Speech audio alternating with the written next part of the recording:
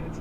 We know that the hotel that I mentioned earlier in the city of Kryvyi Rih was hit, and we know that drones also attacked the city of the region of Zaporizhia in the south, and at least 2 people were killed there as well.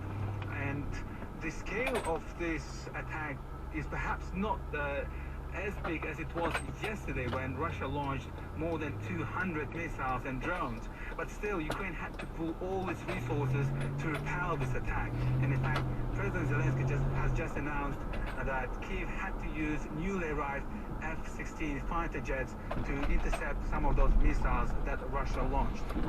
And meanwhile, Abdul, there's been this pretty downbeat assessment from the head of the Ukrainian military about the situation in this very strategically important town in the east of the country, Pokrovsk, and the Russian build-up there. What more can you tell us? That is correct. The situation around this town of Pokrovsk in eastern Ukraine is very difficult, and the Ukrainian military admit that, and they're saying that the Russian troops manage to advance at a slow pace, but still they're advancing and getting closer to that city. And it is a strategic one because it is in the middle of the main roads that connect to other cities in the region. So if Russia does manage to seize that place, then they can effectively target other cities such as Kramatorsk and Konstantinovka.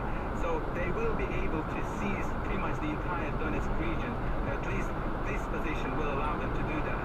And President Zelensky was also mentioning about Pokrovsk today. He said that the Kursk incursion helped to force Russia to pull out some of their forces from the southern region in Zaporizhia, from the north in Kharkiv region, but they're still maintaining the pressure in the east, in the Donetsk region, because as he said, this is their main goal, their main aim to seize the entire Donbass region in the east. Russell, thank you very much for joining us from Kyiv. We'll get back to Kyiv in just a moment, but let's go back to that story that I told you about right at the top of the program, the news that broke just before we came on air, that one of the Israeli hostages held in Gaza has been rescued, having been kidnapped on October 7th last year. John Donaldson is our correspondent in Jerusalem. John, who is he and how was he rescued? He's 52-year-old Khalid Farhan al-Qadi. He's a Bedouin Arab citizen of Israel, a father of 11, and he was one of 251 hostages taken in that cross-border raid on October the 7th. The circumstances of his rescue, we don't have too many details. The Israeli military says it was a joint operation by the Israeli army and Israel's intelligence service, the Shin Bet, in the southern Gaza Strip. We don't have any more details on the location. There are some reports in the Israeli media that he was freed from a tunnel. We do know, according to the Israeli government spokesperson who's just given a press briefing, that he is in a stable condition and he's been transferred to hospital for checks. I just saw some comments for his brother outside the hospital saying that they were overwhelmingly happy and that they said it was like a new birth for the family, and they thank God that he had been freed. Yeah, I mean, I did see some very affecting coverage on social media of members of his family sort of careering towards where they thought that he was going to be to meet him. I mean, tremendous relief for them, but there are still, over 100 hostages who remain in Gaza. That's right, we think there are 60 to 70 hostages who are still alive in Gaza and another 30 or so who are presumed to be dead, but their bodies are still being held. We've had a statement from the forum which represents hostage families, or some of the hostage families, and they said that they obviously welcomed this news today, but they reiterated that the best way to get the remaining hostages out, a large number of them, was a ceasefire and hostage release deal, and we don't really see too much progress towards that at the moment. We again today in Israel saw hostage families blocking major highways in protest at what they see as a lack of effort from the government to secure that hostage release deal. But yes, certainly for this particular family, a huge relief. And just briefly, John, in terms of those ceasefire talks, I mean, you know, there's been waves of, well, not optimism, but sort of slight uptick in hope, as well as great waves of pessimism. What's the mood currently in Israel?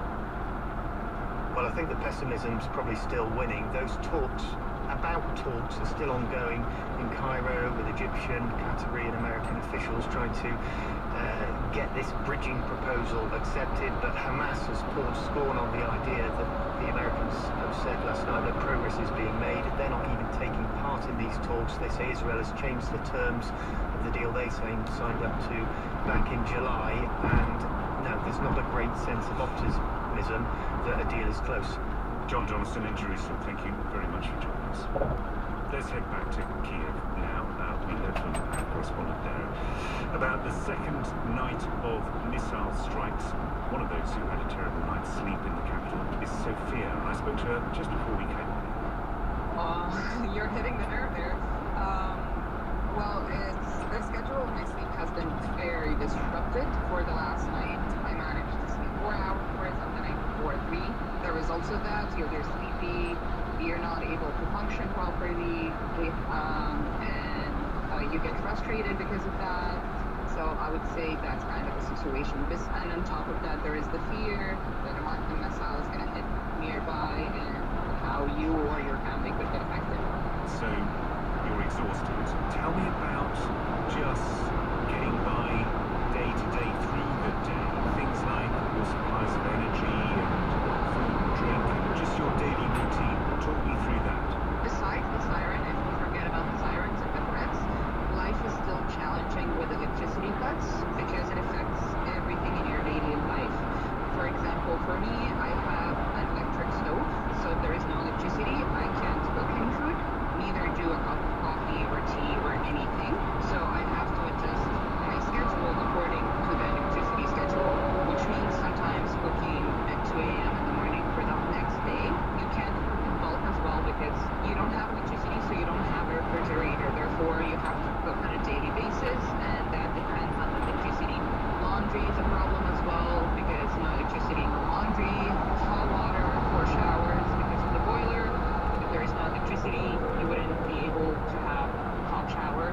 You just take your cold one and call it a day. Drying your hair and other things, that's just in the apartment. The heat wave right now, it's 32 degrees Celsius in Kiev, and you can't turn on your AC. So you have to manage to sleep in heat somehow.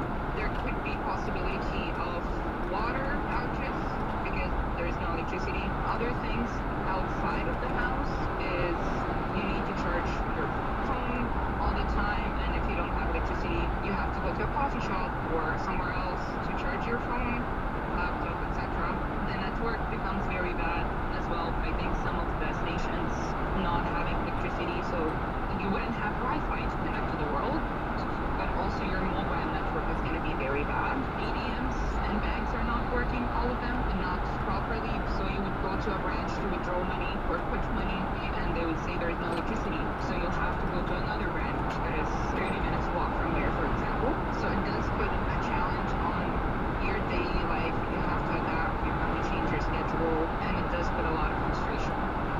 You left Kiev towards the end of 2022, and I think I'm right to say you went to Canada. You then decided to come back earlier this year.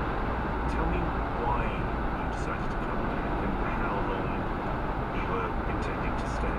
We left because of the situation in the war and everything that is happening.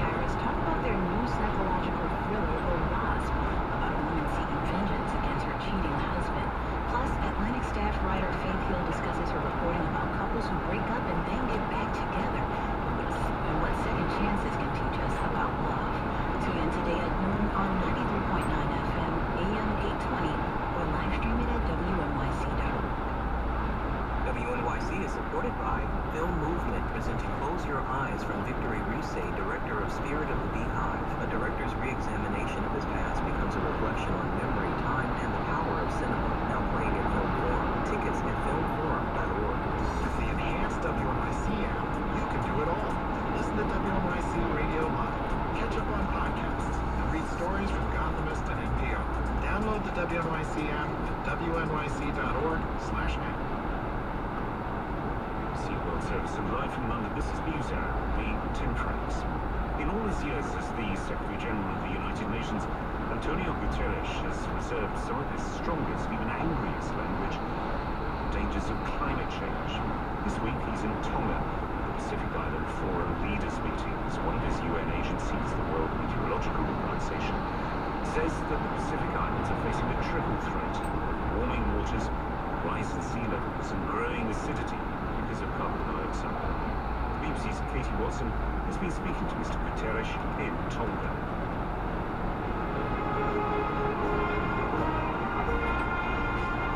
From the islands of Tonga, the call goes out to the leaders of Pacific. Let there be no doubt. Tonga is in the spotlight this week. Leaders from the 18 members that make up the Pacific Islands Forum, from small island nations like Kiribati to larger countries, Australia and New Zealand. They're all here to discuss the region, its vulnerabilities and its priorities. But as the opening ceremony took place on Monday morning, some delegates struggled to even reach the venue on time because of the weather. Since I got here, it has not stopped raining. The venue is drenched. There was even an earthquake earlier, and delegates had to be evacuated from one of the buildings. And walking between venues, there's no public transport, taxis, so I'm wading through the streets to get from one area to another. So it's very much all of the vulnerability that the Pacific is talking about in action on a very important week. The Pacific is today the most vulnerable area in the world. And there is an enormous injustice in relation to the Pacific, and that is the reason why I'm here. This is the second time United Nations Secretary General Antonio Guterres has attended the forum. Climate change is an important issue for him, and his warnings come as new data from the UN shows how rising sea levels are picking up pace and threatening Pacific Islands more than ever. First, they do not contribute at all to climate change. Second, they are in the first line of the impacts of climate change. I was in several coastal areas of the two islands that I visited, and I've seen how the sea level rise during the storms. It was people living together, and people spend the money to society. And we see that is happening. It's a threat in climate change. Is multiplying the Pacific Islands. And so the threats are real existential threats. Now at this meeting this week, you've got mostly small Pacific Islands. You also have the likes of Australia, New Zealand, big donors, also big emitters. Many people here are very angry with the likes of Australia. They've said they're going to ramp up gas expansion to 2050 and beyond. It flies in the face of wanting to help their friends in the Pacific. What message do you have for Australia? Sea level rise is accelerating, but we know that if the temperature rises more than what's happening now, there is a risk of tipping points. So we could witness all of a sudden a dramatic acceleration of sea level rise, and this is something that we must avoid at all costs. And so there is an obligation of all developed countries and all emerging economies, the G20, that represent 80% of the emissions. There is an obligation for them to come together guarantee a reduction of emissions, and a reduction of emissions now.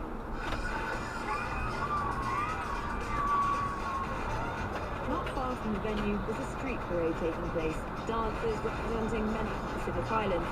There's one big banner saying, "We're not drowning, we're fighting." Another reads, "The sea level's rising, so are we." Joseph Sakulu is from Tonga and is the Pacific Director at 350, a climate change advocacy group. Climate change is one of those things that's just going to exacerbate all the disasters that we've already fought. And so it's important to always ground these conversations in that kind of reality. And important for leaders, especially like Australia, to come and witness these things for themselves, but also witness the resilience of our people. Joseph Sekulu in Tonga, speaking to Katie Wilson.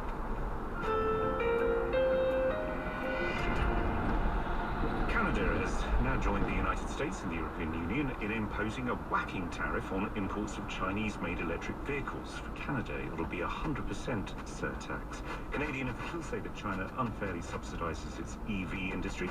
China says these tariffs amount to protectionism, a violation of World Trade Organization rules. Ting-Long Dai is a professor of business at Johns Hopkins University in the States and joins us now. Professor Dai, welcome to News Hour. I know that you told one of our producers that actually Canada imports almost zero electric vehicles made by Chinese manufacturers into Canada. So why this huge tariff? Well, first of all, let me just quickly clarify. Canada does import no EVs from China manufacturers per se, but it does import Teslas made in China. Right. Okay. So it will have some direct impact, but in terms but in terms of the justification for this, I mean, they say China unfairly subsidizes this. Is this something which is going to be sorted out in the World Trade Organization, or is this something that actually is just going to be a source of continuing tensions between these huge economies? Well, first of all, I think this is well expected by both West and China, by the fact that you don't see Chinese-made EVs sold in Canada, and the Chinese manufacturers certainly they were anticipating this kind of move, and it's not the only move, and this essentially reflects the West's fear that China essentially is pursuing this strategy of getting manufacturing dominance in virtually all sectors across entire supply chains and all levels of sophistication. And you can find very few sectors and more sophisticated than EV. So I think this is just the beginning of a series of moves in the coming years. But presumably, I mean, if not that many Chinese manufactured EVs are coming into a place like Canada or the States yet, I mean, Chinese branded ones, is this, I mean, presumably there's a huge market for these in other parts of the world, I mean, not least, of course, in China itself, but in terms of exports. So I just wonder how much effect this might have. Well, first of all, you're right. This is more like proactive. This is not like China is already dominating Canadian market or American market. This is proactive. This is anticipating potential impacts. And in terms of the market, we're looking at a $1 trillion market already in China and created by the EV business. And in any other country, because of environmental concerns, you could see similar kind of effect. In any given country, you could see double-digit percentage of economy created by EV and EV-related industries. And every country, especially in the West, they want to make sure they're not completely swallowed